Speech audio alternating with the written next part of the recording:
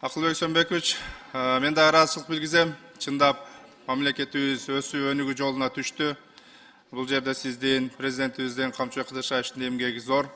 Парламенттин дагы эмгеги зор десек болот. Сиздер айтып келген мыйзамдарды өз убагында колдоп берип атабыз. Ошол менен эле мен көйгөйлөр жөнүндө айта кетсем, сиз өзүңүз айтып кеттиңиз. Мен сизге 2 жолу 3 жолу кайрылдым бала бакчалар боюнча. Сиз айттыңыз эле, жеке менчикке беребиз, айылдагы ишкерлерге беребиз. Жакында указым чыгарып берем, сен барып айта бер дегениңизде мен айтканыма да 2 жыл болуп кетти. Ошол боюнча кандай кылсак, азыр дагы бир сөзүңүздө жооп берип атып айтып кеттиңиз. Бала бакча куруп бере беребиз, бирок баягы обслуживаниясын көтөрүп бергиле урматтуу депутаттар деп айттыңыз. Сиз куруп бериңиз, мен көтөргөнгө даярмын ошол нерсени. Ошого жооп берсеңиз. Жер участоктор боюнча мына бул жерде Нурдан Кемелович отурат, шаардын мэри дагы отурат, ош боюнча. Микрофон коюп.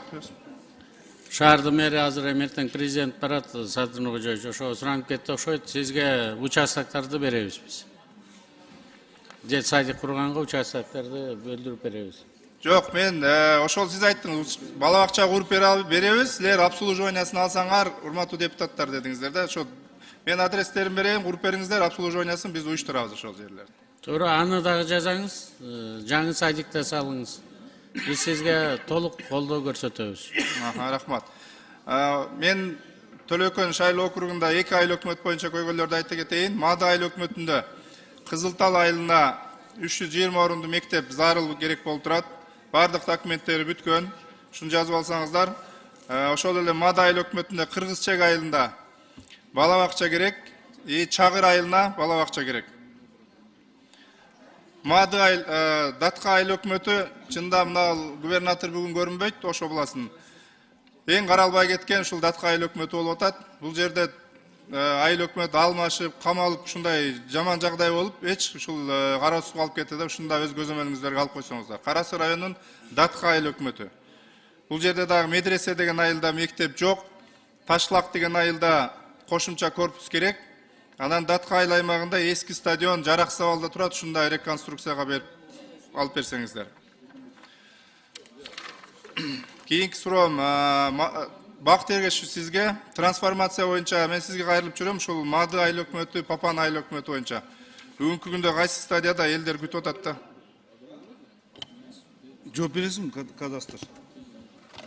Саламатсызбы, Нурбек Караевич, бүгүнкү күндө трансформациянын земляларын баары формироваться эткен.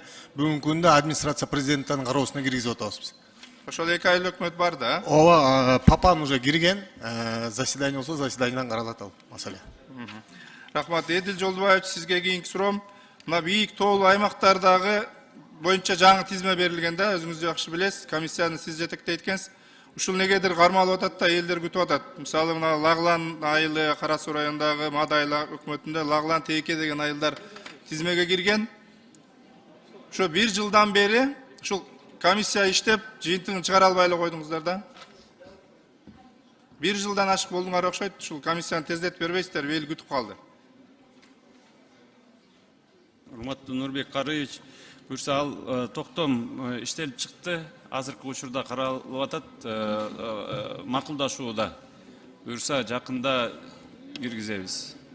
Ошону көзөмөлгө алыңыздар, эми биз колдоп берип атабыз. Бийик тоолуу аймактар кыйналат, көмүр алыш керек дегендей. Бекерден бул элдин талабы да, ушуну кармап отурбаңыздарчы. Сиз жетектейт экенсиз, мен тактадым. 1 жылдан ашып кетти комиссиянын жыйыны. Убактым бар экен, кийинки маселе мына жол министрлигине ыраазычылык билгизип кетейин. Чында быйыл өтө көп жолдор бүттү. Анысына ички жолдорду дагы колдоп берип атасыздар. Мен кат жүзүндө кийинки жылкы пландарды берем министрликке. Мен ыраазычылык билгизем, кийинки жылкыга дагы ушул быйыл 800 километр бассыңыздар, кийинки жылы 1000 басып берсеңиздер, элибиз сүйүнөт эле. Рахмат.